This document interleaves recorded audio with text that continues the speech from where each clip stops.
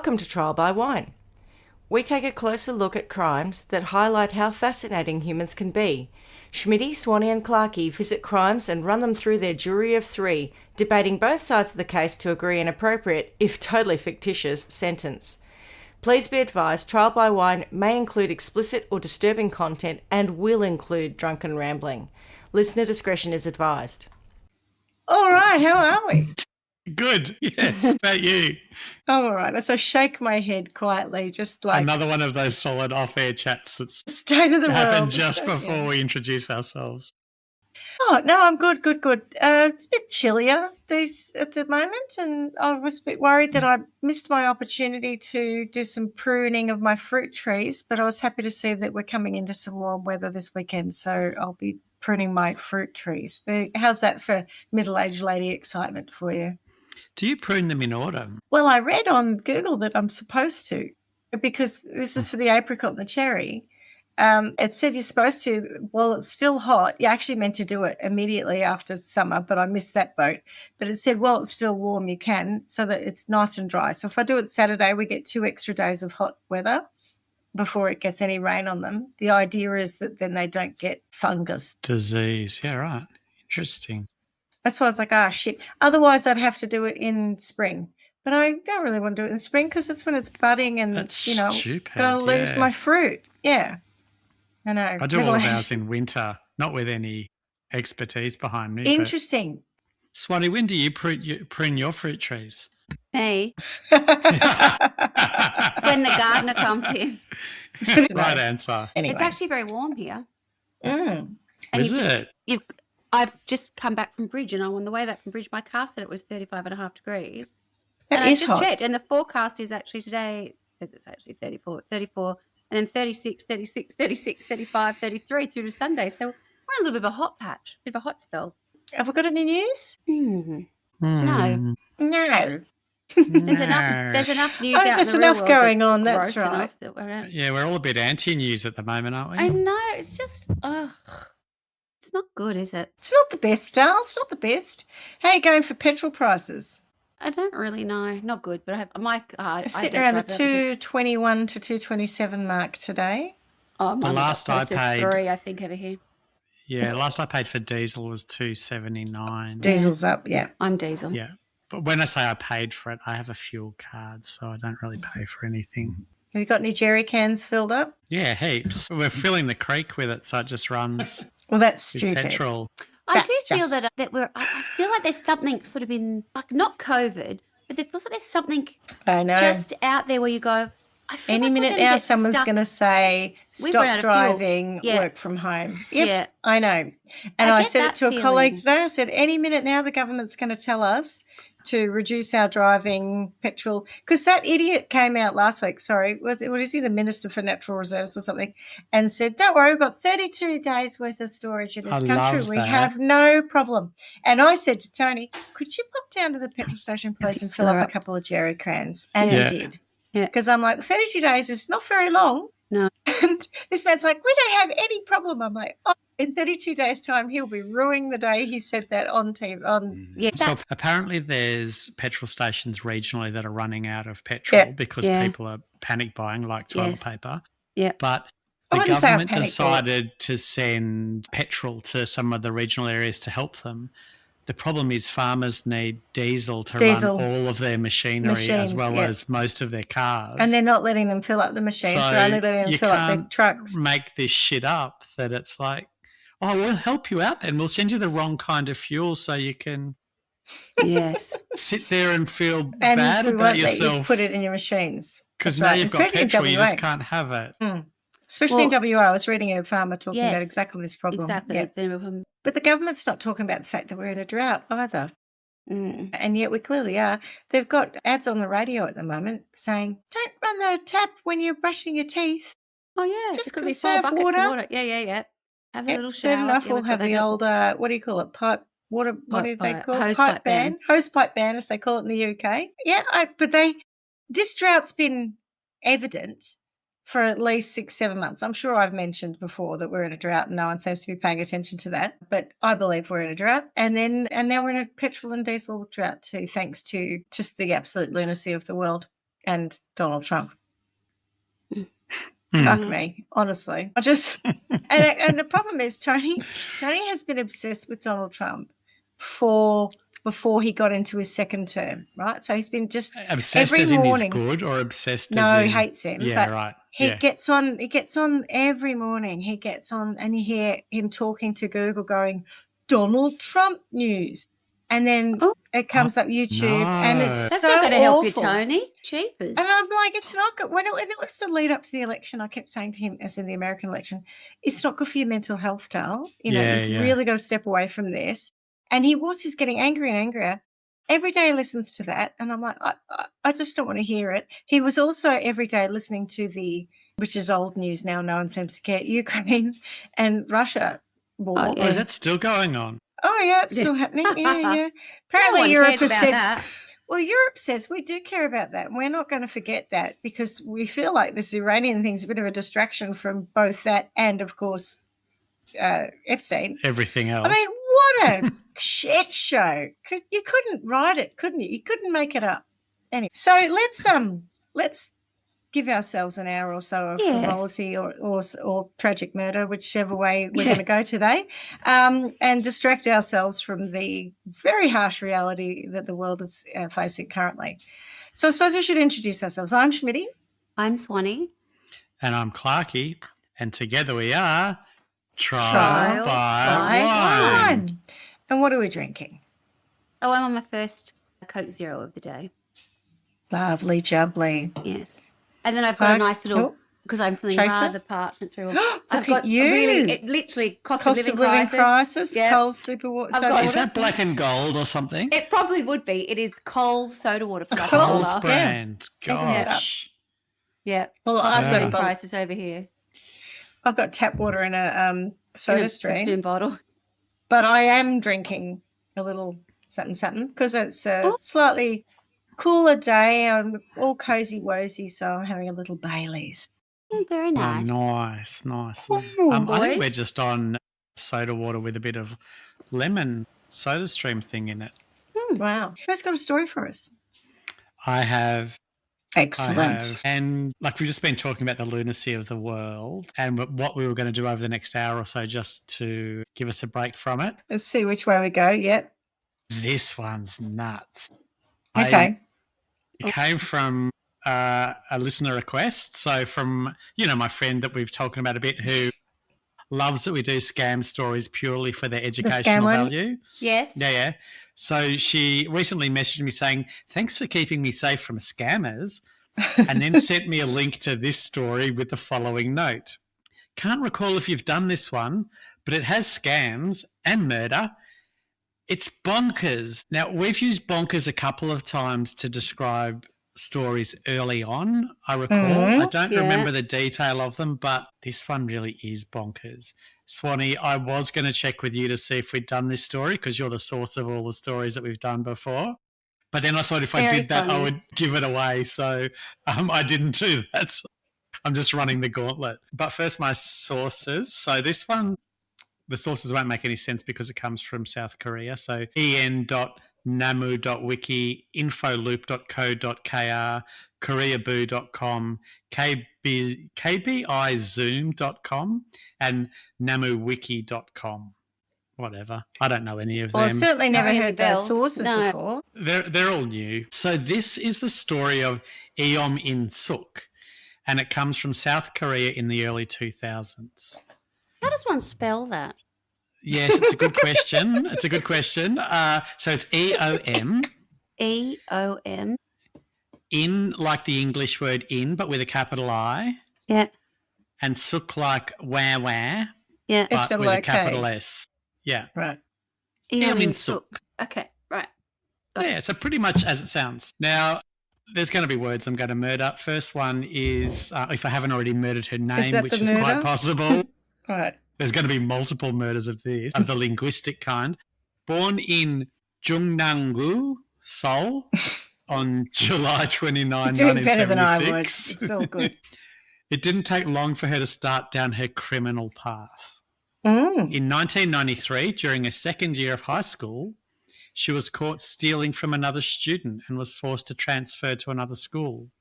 She also gave sleeping pills to a friend and stole his credit card. In 1995, after graduating from high school, Eom In-suk left home and started working as an insurance agent.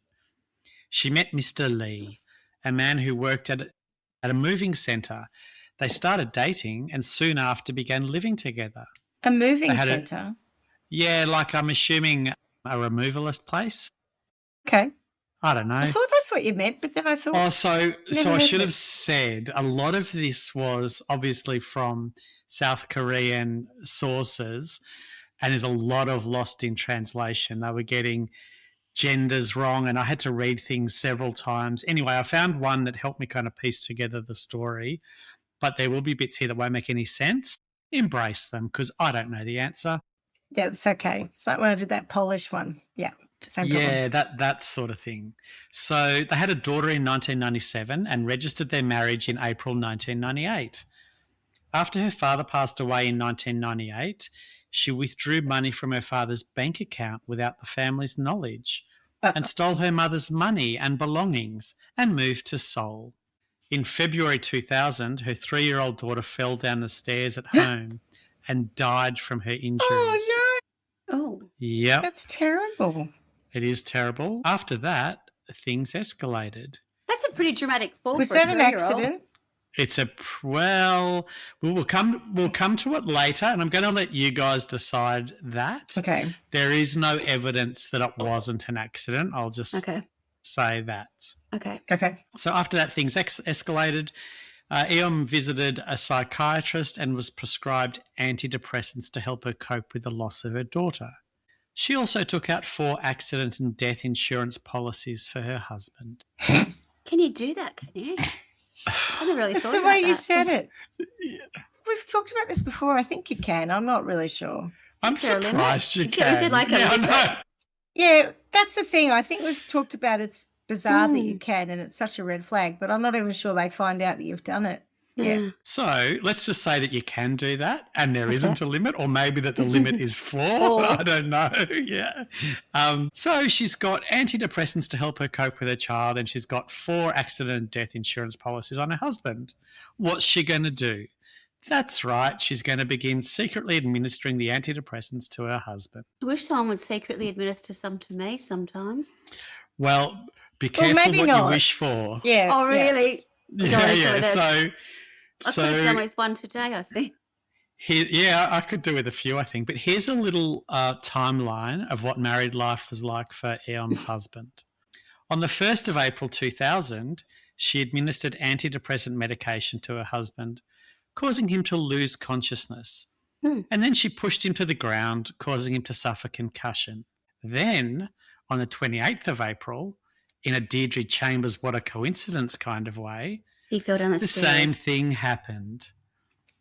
But this time she filed an insurance claim and received an insurance payment of 340,000 Korean won, which is approximately $247 US. So he wasn't dead, right? No, it's 247 US dollars. It's to cover the hospital. I think this one was to cover the hospital. Oh, okay. So like insurance things. Yeah. Okay. Yeah. Now, to me, it seems like a lot of effort to get $247 to cover the costs of something you've just paid for. Yeah. But Eom was just getting started. So who wants to hold her beer? In mid-May, she again gave him antidepressants, causing him to fall asleep. Then, whilst he slept, she stabbed him in the right eye with a clothespin, damaging his cornea and causing him to go blind. Goodness. Oh, my God. Yuck. Do you still wish somebody would administer antidepressants to you? I probably could have handled that information better if I had have been a little bit laid back. Yeah, antidepressed. That's horrendous. Can I ask a quick question? With the ones that have happened to date, has he been aware that she's been... We'll come to that. Okay. We'll come to that because it's a very, very good question, but there's a time where it's, I think, appropriate to no worries. Unpack that a little. Okay. So on the 1st of June, after again knocking him out with her medication, she poured boiling oil on his face, causing facial burns. So it's fair to say that married life wasn't going great for Eom's husband, And to be honest, I don't really know why he stayed. Perhaps it was that he thought these things were accidents and he really had no idea what she was doing. So I, Swanee, like you, was struggling to understand why the husband wasn't catching on. Mr. Lim. Big Suk? Oh, sorry, Mr. Lee. Mr. Lee, his name is. So Eom In-suk is is it her first name, is it? No? It's her, no, I think Eom In-suk is her whole name. She met Mr. Lee and they got married. But we're still calling her Eom In-suk. Okay, so Mr. Lee. All right, yeah. Okay. So I couldn't work out why Mr. Lee wasn't catching on until I found out the effects of the drugs she was using. So let me give you a little rundown on all of that. This is starting to disturb me on a level that I'm not comfortable with. The pin in the eyeball has set me off on a kind of... Pin in the eyeball's pretty spiraling over here. Just brace yourself. So firstly, she was using lorazepam, which can cause amnesia when overdosed, causing Mr. Lee to lose any memory of what had happened. And leaving Eom as the only witness. She also used albuterol tablets, which cause symptoms such as coma, blurred vision, and muscle relaxation, giving her the perfect opportunity to inflict the self-harm injuries of stabbing himself in the eye or spilling boiling water on his face. Oh, God. Also, Eom was so well presented, and to everyone outside of their marriage, she was so loving and took great care of Mr. Lim, so no one suspected a thing. His name's Mr. Lee. There you go. Eom gave her husband a break from July and August, committing no further harm to him. Oh, that's good of her.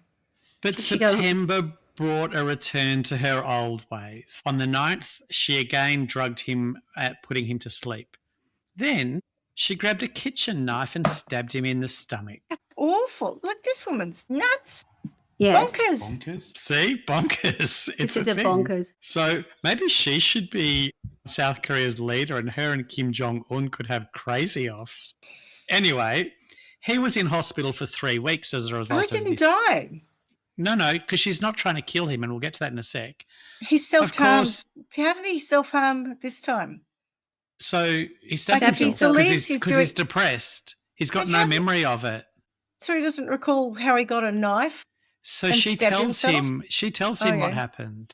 Right, okay. Yeah, she's very good because she's the witness, right? Of course, Eom In-suk lied and said that he was depressed and had self-harmed. And she lodged an insurance claim.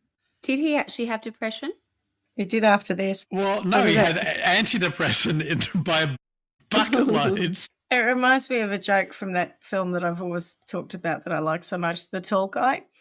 There's a scene in it where he goes for an audition and the line he's got to say is like, fuck off. And so this one guy goes, fuck off. And he goes, fuck off. He says, fuck off. It's Jeff Goldblum, right? And so he's playing it down. And then the agent says to him, look, they didn't like you. You know, they didn't feel like you were angry enough. And he said, oh, I was pretty pissed off by the end of it. Because you said, fuck off.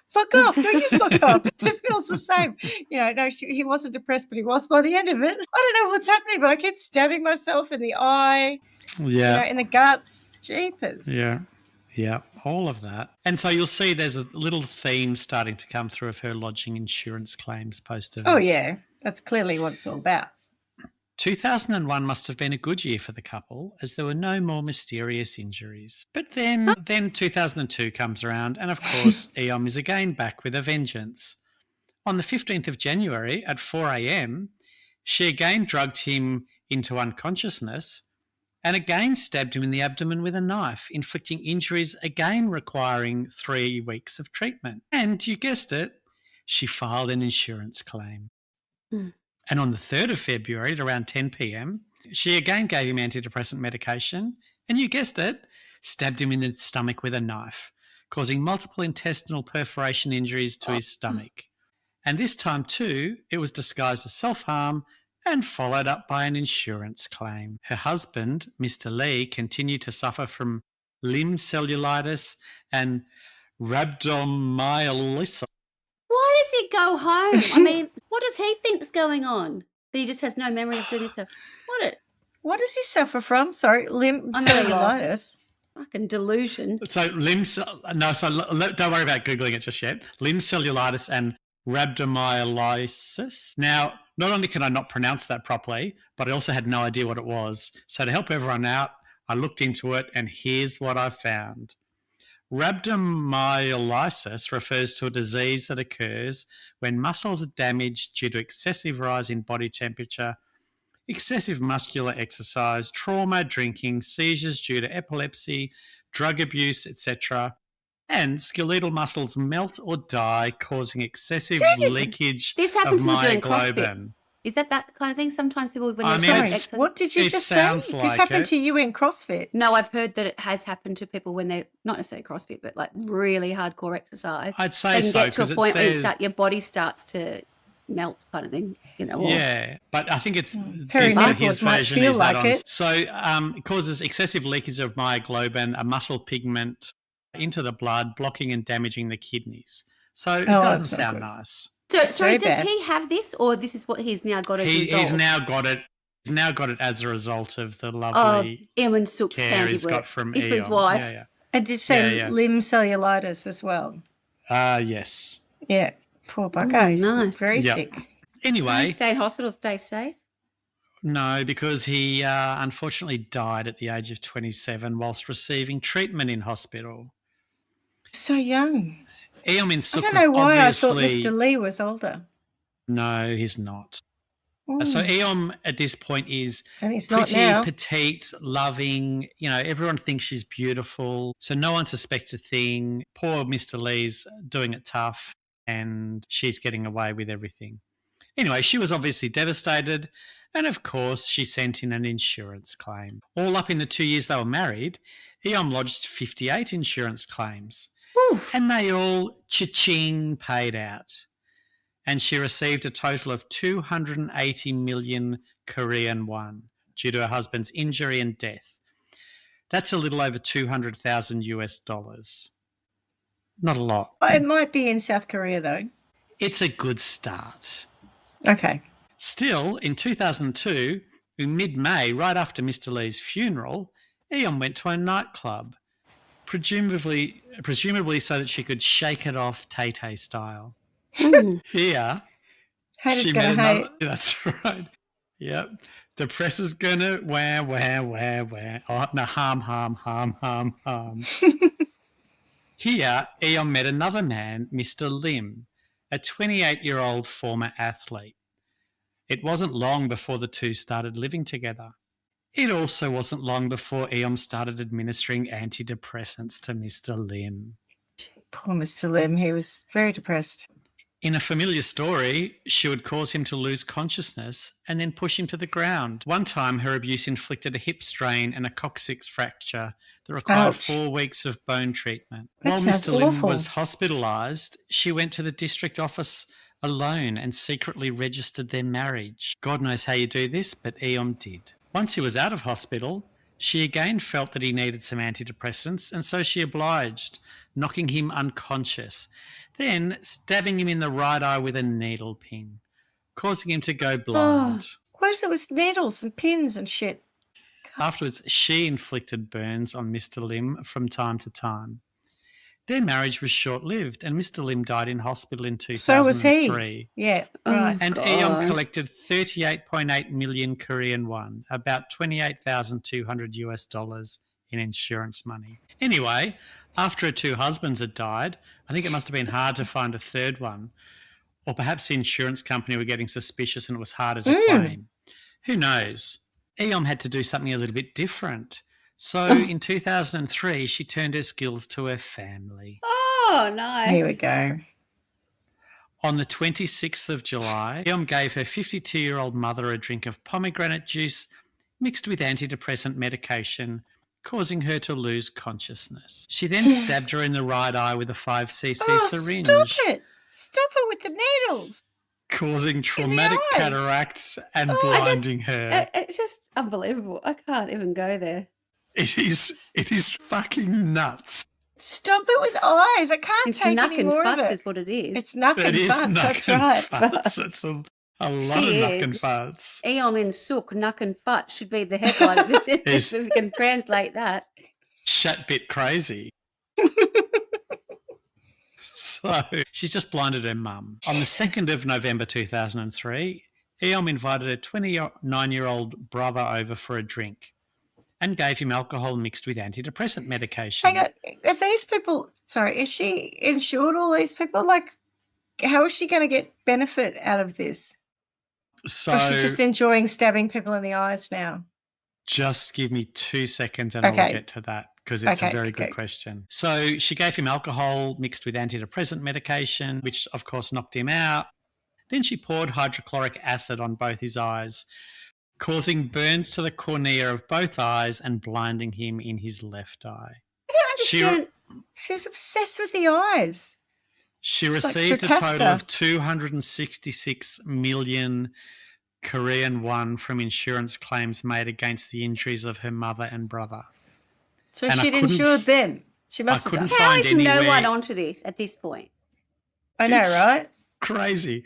I couldn't find anywhere. How much chat do you reckon there is in the hospitals in, the town? It's like, oh, we've had another pin, another crazy coming in. I'm assuming, I couldn't work out if they're onto the fact that they've stabbed themselves in the eye or if they're going blind and they don't really know why. I couldn't work it out. It just all seems so unbelievable. Yeah. And trying to find any more detail on it was really impossible. Yeah. It was all just the kind of superficial.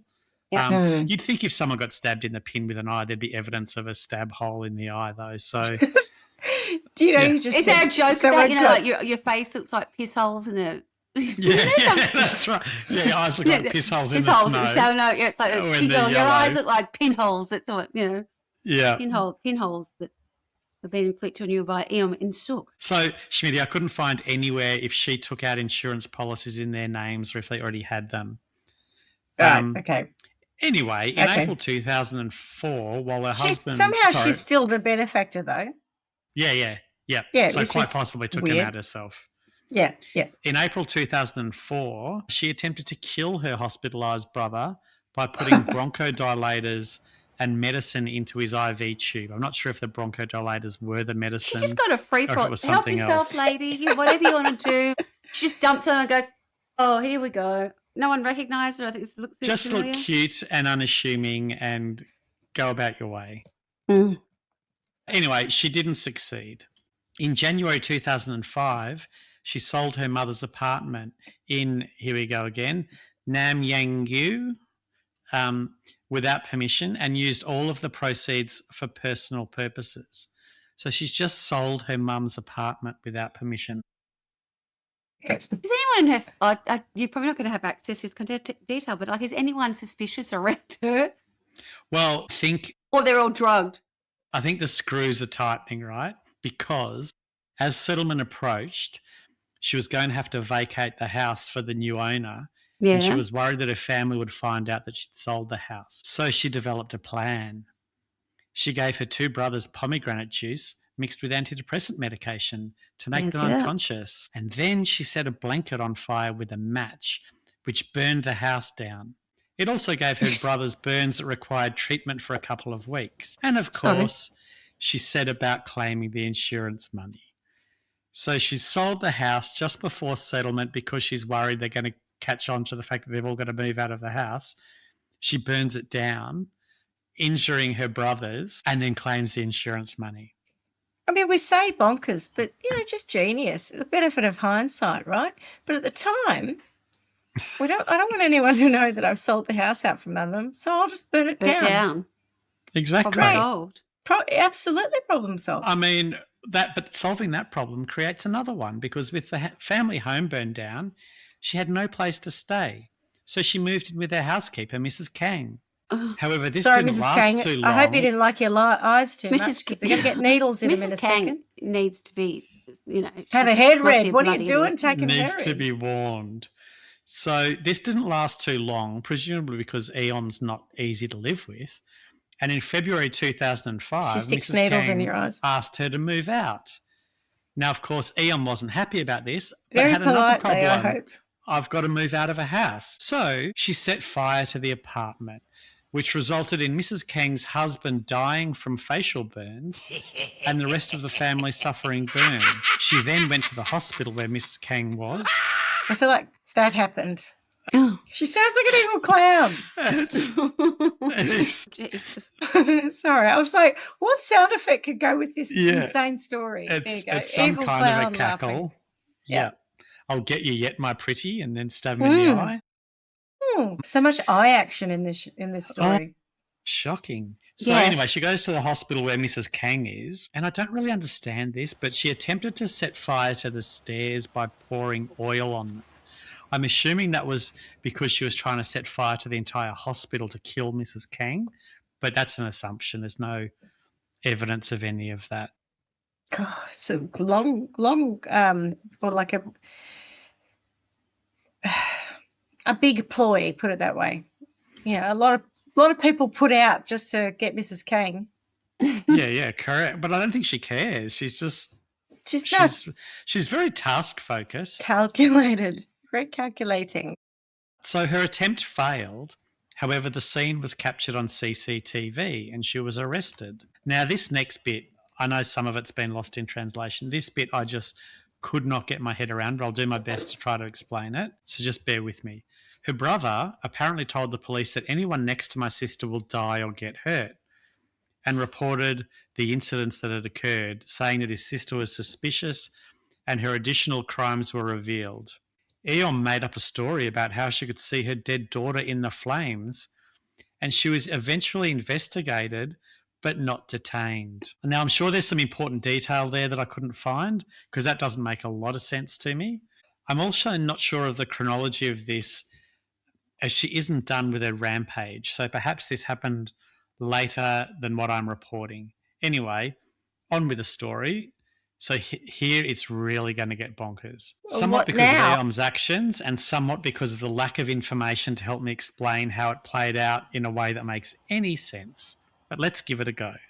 On the 7th of February, she went to the home of a woman named Yu, Y-O-O, not you as in Y-O-U, just to be clear. But if I start talking about you, I'm not talking about you, I'm talking about you. Yes. Now, she met you while she was visiting her brother in hospital and made her a drink, a concoction of antidepressant medication mixed with strawberries. She then stole it's like a nice little daiquiri. How she access to all this medication? I think she's got a mini ninja bullet in her bag. You can get those little portable ones. I think it's something like that. She then stole, and this is how you can tell whether it's you or you, she then stole Yu's credit card. If it was you, I would be saying stole your credit card. But she stole Yu's credit card from her bag. You guys don't know what you're talking about. Exactly right, yep. And withdrew about 3.7 million won in cash and paid 1.2 million won for her brother's hospital bills. What a good Samaritan. She's like a regular day Robin Hood. Yeah, sure, with pins. Yes, and needles. In March, she visited her son in hospital and stole 2 credit cards from the handbag of a woman she knew and withdrew 1.8 million won in cash. Then, on the 3rd of April 2005, fearing that she would be caught stealing and using her friend's credit card without her knowledge, she went to her friend's house, tricked her into taking antidepressant medication by pretending it was a diet pill, and stabbed her right eye with a pin. Oh, fancy that. Causing There needs to be some alarms. That's a crazy alarm. Yeah. There's a little siren there for you. There's a Nicki Minaj song, I think, that goes, sound the alarm. There is. That, yeah, I think. Yes, I think someone needs to sound the alarm around this bit. Correct. Yeah. Sound the alarm.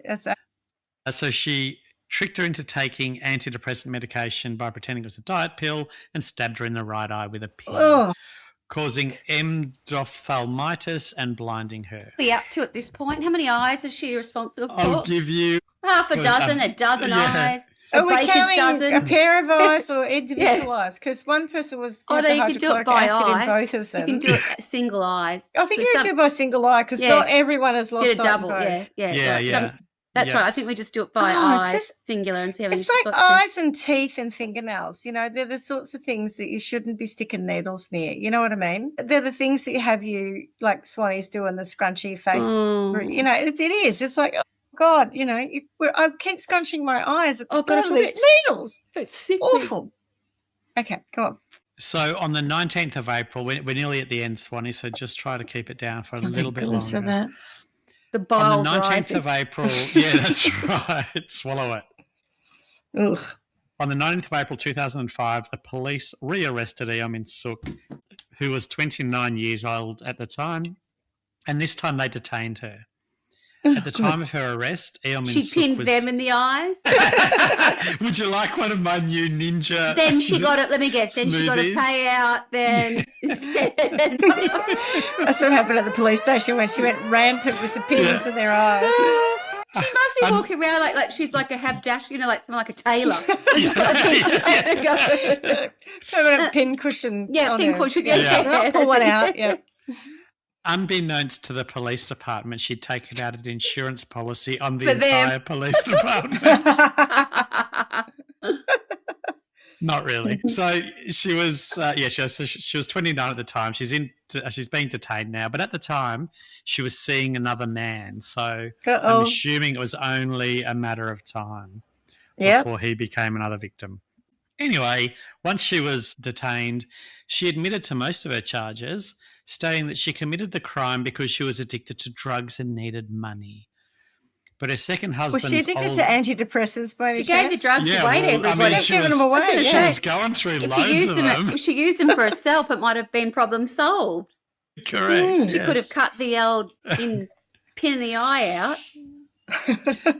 So her second husband's older sister testified that she didn't believe that Eom was in fact addicted to drugs and needed the money. And the public prosecutor said that she didn't feel like a drug user or a mentally ill person. I'm happy with the drug user bit. I think, I don't know what they feel like, but yeah, they're mentally ill. There's no dispute. I went up and surely. Gave her a squeeze, and she didn't feel like a drug user. I'm not getting that. Yeah, so tests were conducted, which revealed that she had never used drugs, proving this was a lie, and it was ultimately revealed probably, yeah, or at least I bet she had really long hair. She's South Korea, she would have had very long hair. Yeah, she did have very long hair. In fact, yeah. So they proved it was a lie and ultimately revealed that her motive for the crime was not drugs, but money needed to fund her luxurious lifestyle. How luxurious was her lifestyle? I mean, compared to what it would have been otherwise, probably pretty luxurious. See, I think if you've got to be stabbing people in the eyeballs, I think that takes away from the luxury of your life. Right. Do you know what I mean? It's like you've got to do some hard yards to be doing all that stuff. It's hard. She works hard for her money. It's not easy. I wouldn't have drug for money. Yeah. She's like drugging people and stabbing them. I mean, she works pouring hot oil. For the money and she stab you in the eye. But she did look pretty, so, you know, that's important. That takes a lot of work. Oh, goodness me, that's so bad. So she tried to claim that she had mental health problems in an attempt to get her sentence reduced. She claimed that her husband often drank heavily, beat her, and forced her to have sex against her will, which led to a bad relationship between them. Which one? I don't believe that. But of course, there was one no of the men that evidence. she stabbed in the eye and stabbed in the guts and put boiling Nothing water makes on. me, gives me the horn like that kind of stuff. It's like, come on. Yeah. Now, I'm demanding it. All right, you can stab me in the eye one more time, but then I'm going to jump on top. So still, a psychiatric analysis was conducted revealing she was nothing more than a malingerer, a person who intentionally feigns, exaggerates, or fabricates physical or mental illness to avoid work, responsibilities, or duty, or to gain benefits like compensation. I know some people who are malingerers, but they don't go to these lengths. They just go around whining about being unwell. She's like a malingerer on steroids. She's like a malingerer who's a malingerer. Great word. A malingerer who is also a sociopath. I'm going to have Malingering is the intentional production of false or gross exaggerated physical or psychological symptoms driven by external incentives such as avoiding work, obtaining financial compensation. I did a bit of malingering today, if I'm honest. Yes, I was going to say, Or securing drugs. Anyone lose their sight around you? Or this is what's important. No, it is not a mental illness, but a clinical issue. Okay. Yeah. I don't feel sick, but I don't feel well enough to do any work. I must be malingering. Yeah. Malingerer. So what a pretty name for a girl. It is. Eom or malingerer? Malingerer. And at the end you cut the ER off and you put like a cute over it, so it's like French spelling, malingerer. You're going to pretty like rosé, malingerer. Yeah, malingerer. Rosé. Malingerer. Oh, that's right. Malingerer. Yeah. I got that wrong. Nice. Scrap it. So her crimes led to 3 people dying and 7 people. It felt like there were about 20. She's so busy with these things that she does. So 3 people dying and 7 people being injured, including 5 people being blinded. Oh, there are suspicions. Insane. It's nuts. There are suspicions that she killed her daughter, but she strongly denies this. I can't imagine why. I will believe her.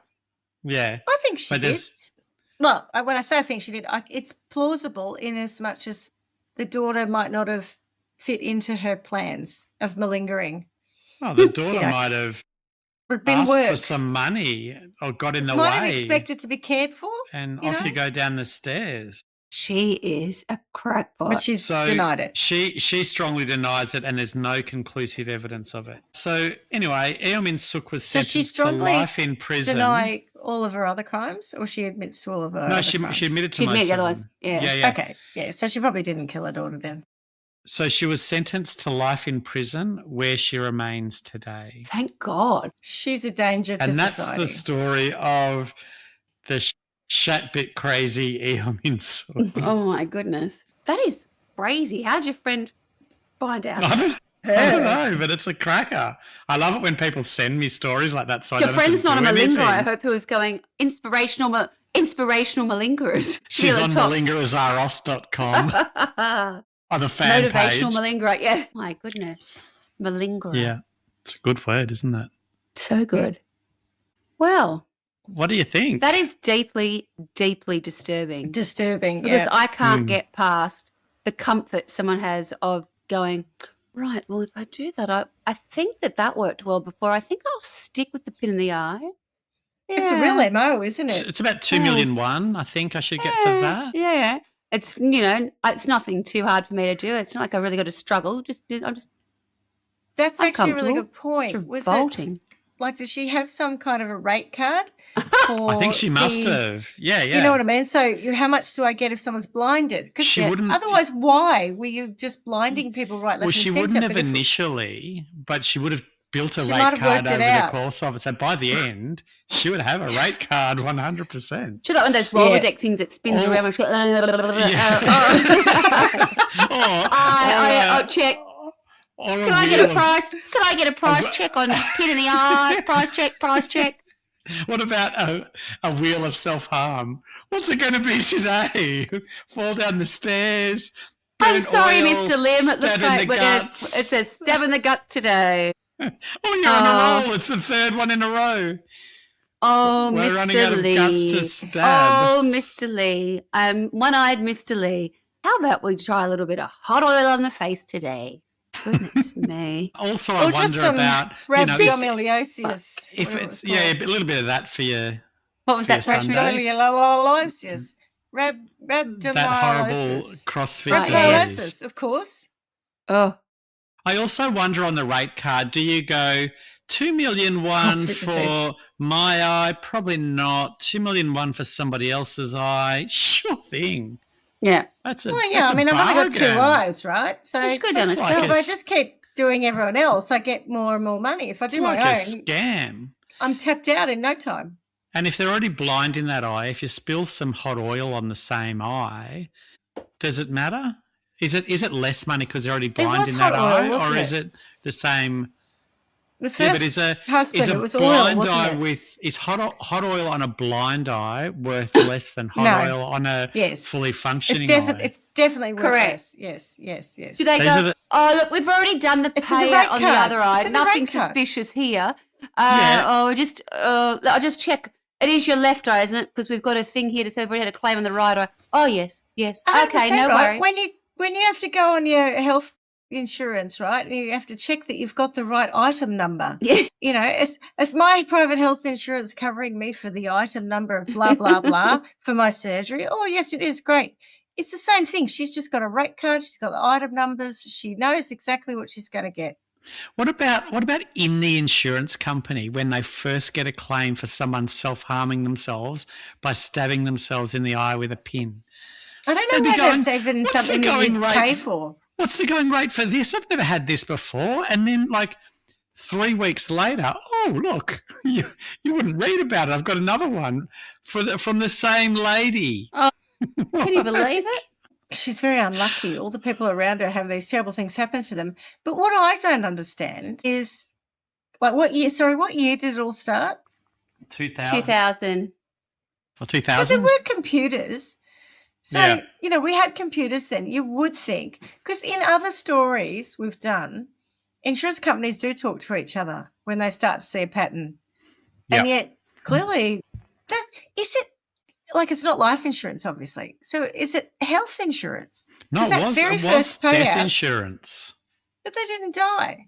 The two husbands did. Yeah, eventually. But the original payouts, though, were against, like, blinding and burning and stabbing themselves. Falling down the stairs. So I've got terminal illness cover. What do you call that? You know, when you're insured for life insurance and then if you can't work, right? So, if you get a disability. Total and permanent disability. Those things, or if you get a terminal disease and that. Maybe she had that kind of insurance where, you know, if you become incapacitated in some way, i.e. someone sticks a needle in your eye, that you would get a payout. Because I just don't understand what type of insurance this was. I mean, did she just go online and buy it online? Yeah, I think it was Budget Interesting Direct. How this happened. Yeah, exactly, right? You know, Australia's how many awards of Budget Direct won for customer service or whatever? I just find the actual insurance world weird on this.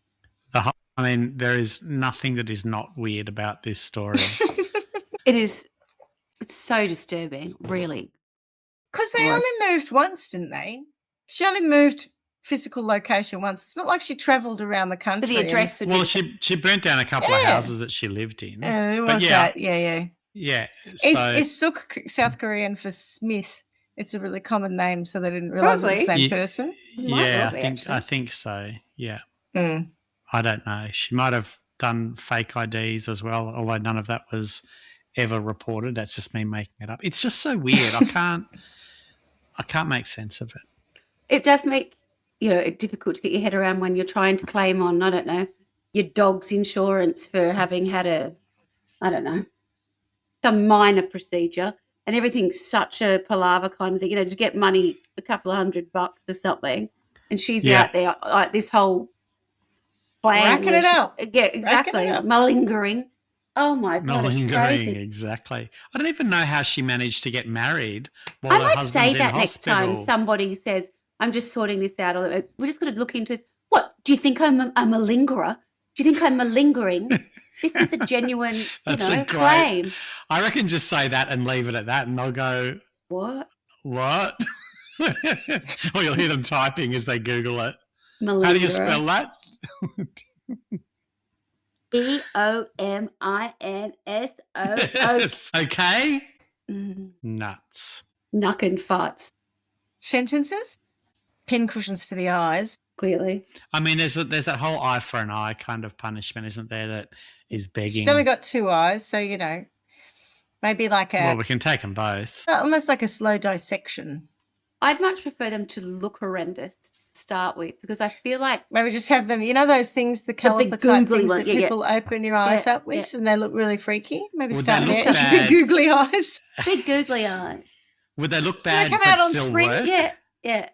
They still work, but they come out on their stalks on a spring. So she and could they only just pop see out. how ugly her own heart was. Well, she can only see down because they're hanging down off springs. Yeah. Put burnt oil around here so it all looks really bad, but the eye bit still works.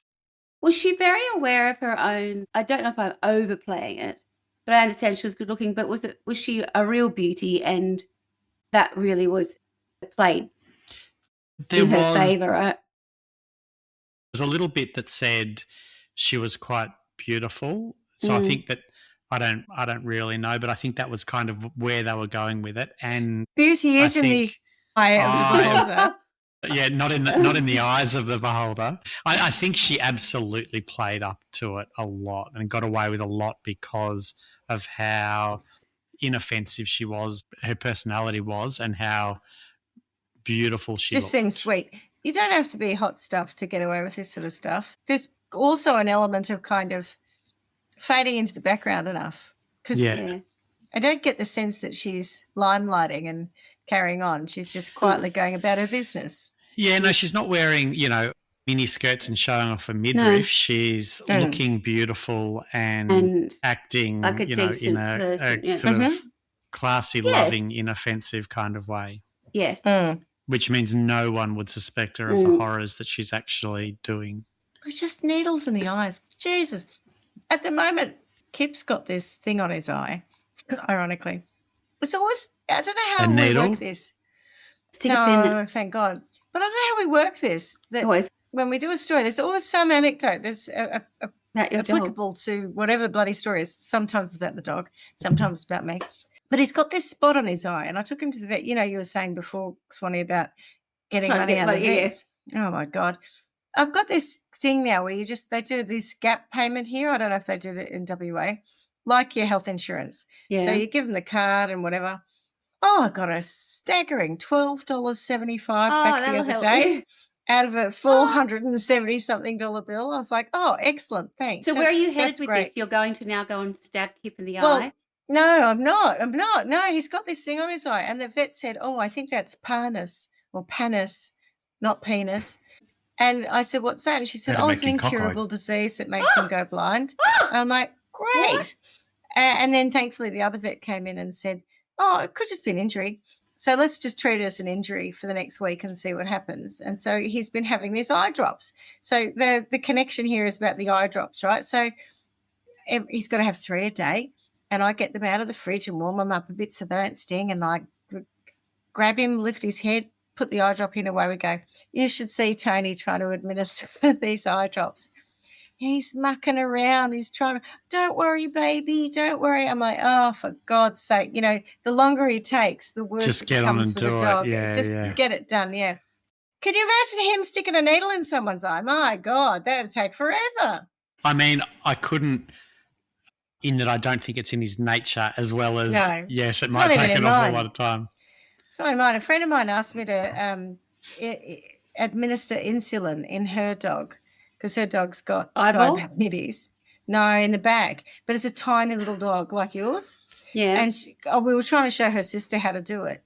And I must admit, I picked it up and I was like, I didn't want to hurt the dog, So I did it and I got the needle in and I did the job. But I was so worked up that the dog would yelp anywhere, like when I went near it, that I was like, so okay, I just can't see how you could go to someone's eye and stick a needle in it. Well, Schmitty, your problem is you're not using copious amounts of antidepressants beforehand. Yeah. Just drug the dog. I'm also knock the fucker out, and then you can have your way with it. Kick it to the floor, then kick go it down the stairs. Then have a go. I'm not sure that's my You're problem. making I think it I'm so not hard for yourself. God. Yeah, sometimes I wonder, Schmitty. No wonder you're highly strung. You've been told how to do it. You've been told how to do it. You can't listen sometimes. True that. I know, you're right. You might even get insurance for it. I know. I don't think so. The getting insurance bit, I don't understand, but I put that down to foreign reporting and foreign systems. Someone else's insurance, their insurance might work differently. I don't get it. Yeah. Yeah, no, she definitely got it. It definitely happened, but I don't know how it happened.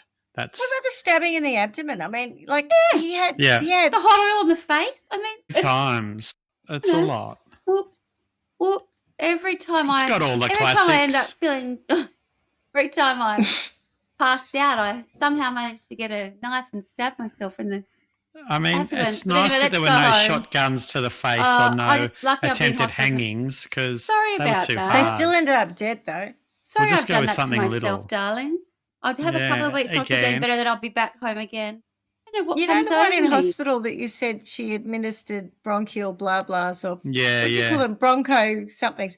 I looked it up because bronchodilators. It just sounded like a horse. I was like bronchodilators. Oh yeah, no different. But it's like an inhaler. Like, what's she doing giving him a... It sounds like a football team. I'm not sure what she thought was going to happen. Bronchodilators. Yeah, they said bronchodilators. I'm a bronco. It's a good name. No, she's absolutely knuck and futz. I think life in prison's a good spot for her because I just don't think she can't safe. Be out and about. No. Could imagine having to do with her. She'd be terrifying, just drugging people and fucking them up. It's just nonsense. Not to mention the credit card fraud that she committed willy-nilly. That's neither here nor there in the whole thing. I'm with you on that. Who cares? It's my eyeballs. Yeah. I'm really fucking worried about. I can't take it. God. We need to get some special safety goggles. Safety goggles when she's around. To her own mum. I know. I think if the prison she was in had stairs in it that she could fall down regularly, that would be okay. Yeah. Look, I don't know, she's the kind of person who I almost want to put in a Silence of the Lambs type scenario, that dungeon down the bottom where, no one can be at risk of being injured by this person. Where it puts the lotion on its skin? No, I didn't put her in a hole or else it gets the hose again. I meant more that first bit when Clarice comes in and she meets where your mate is who flicks the semen at her, Yeah. I know the one. Miggs. That scene. Miggs, who's just down the road smell? from... Yes, you can smell her, Clarice. That's right. Rude. I bet she used Femme Fresh that morning. How rude. Not Femme Fatale. No, Femme Fresh. She was a CIA agent. Anyway, wasn't she? Was she CIA? FBI. No, she wasn't. She was FBI. FBI, yeah. But only academy, not full blown. True, rookie. Yeah, but I mean more in that kind of very secure location because as much as there are going to be other people in that prison who have done bad things, no one needs a needle in the eye. That's not appropriate for our justice system or South Korea. So she needs to be in a very contained environment. Yeah, and something that makes her beauty rot. I'm not sure how. Like if it was, I don't know if it's bugs or... She liked it herself. Yeah. Remember Bugs and Things came? Wherever the fuck they came bugs from. And things. If you're in a dirty little dungeony kind of thing with bugs and things coming and just having a little nibble. That was the exorcism, wasn't it? It was in Victoria. In Victoria, yeah. Swanee's like, the what? Yeah. I know, right? Don't worry, Swanee. It's an old story. When they glad wrap the house in the mental. They clearly had, speaking of knuck and futz, they clearly had caterer's load of glad wrap. Anyway, look, I just think bugs and things in a dungeony type environment where no one else can get injured, I'm happy to sentence her to that. Sounds good. Solitary confinement with bugs and things. With bugs and things. That's like a shop, bugs and things. Bugs and things. It's one we'll open. It's our merchandise shop. Yeah. Someone sent us a note the other day on because I hardly ever look at our email because no one ever emails us, but someone did. And they were trying to sell us merchandise and they said something like, I love the relationship you have with your listeners or something. I'm like, all 33 of them. And then they said, we do merchandise for Wine and Crime, it would be interested in helping you. And I'm like, well, I mean, our 33 listeners might want some merchandise. They can tell us. They can contact us at trialbywine.com. We can do it with something individually. Yeah, we could drop it at their house probably. We can get the Bonita out and do it ourselves. What have you got that's cost effective that comes in a 33 pack? I do have to say that we had friends over for dinner on Sunday night, and whilst I was there, somebody got an alert to say that an episode come out, and I thought they were joking. I didn't know that existed. So there you go. That means your friends are listeners. They're one of the 33. Let's not go that far. I don't think they're listeners. Or they follow us. They follow us in some ways, yeah. Oh, look at the leg action there. That was a little bit ambitious, actually. I think I've just pulled a muscle in what is it? A fossil in your mouth. A fossil in my mouth. Did you just pull a fossil in your mouth? I think I did. That was like, do you remember Aussie Ostrich? Remember you used to sometimes do Aussie Ostrich little legs and they fly them around? That's what that was like. Oh. Sorry, Clarky, you were saying? I got this message from someone the other day. Hello there. I finally started listening to Trial by Wine and loving it. listened to the Dorothy Stratton story a couple of weeks back. That's a long time ago. That was Grope in the Grotto, Swanee, yours. I think I did that, yes. Yeah. That was a long time ago, at the beginning. Anyway, she's just sent me another one today, so I might do that another time. Oh, there we go. So we have 34 listeners. Do you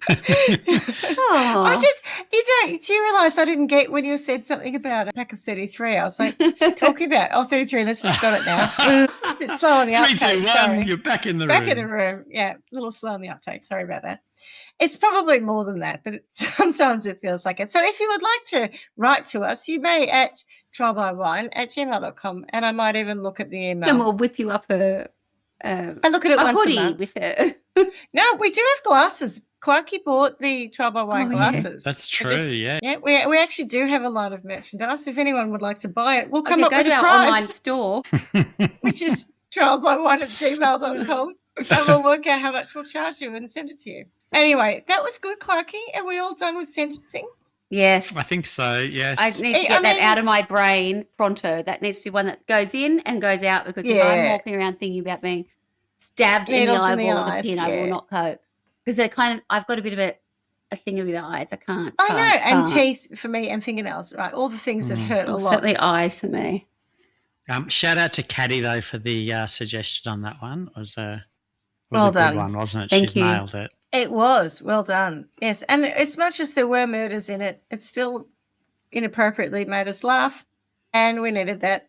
Well, I think sometimes it depends on like the source and how much information we've got. So when it's like remains at a somewhat superficial level, it's easier to keep it right. at a bit, at a nicer Mr. kind Lim and Mr. Lee, we knew nothing about this, them really. Tomfoolery of eye stabbing and whoops. I've drugged someone. I've drugged mum. I've stabbed mum in the eyeball. Yeah, not again. Look, my daughter fell down the stairs. Boiling oil on someone. I did it again. That should definitely be the title. I played with my heart. Got needles in your eyes. Baby. Spilt boiling oil. All over your face. That innocent. Yeah, oops, I did it again. Yay. Well done. Thank you. It's okay. As we say every week, miss you already. Ciao. Thanks for listening to Trial by Wine. You can contact us at trialbywine@gmail.com. Please rate, review and subscribe to Trial by Wine on Apple Podcasts or wherever you get your podcasts. If you'd like to support us, you can become a patron at www.patreon.com, Trial by Wine. Or visit our website, www.trialbywine.com, to donate to us. Your support will help us cover many more cases and apply wacky sentences. We really appreciate you listening and hope you tell everyone about us. Our cover art is by John Christo and music is by Beauchamp from pixabay.com.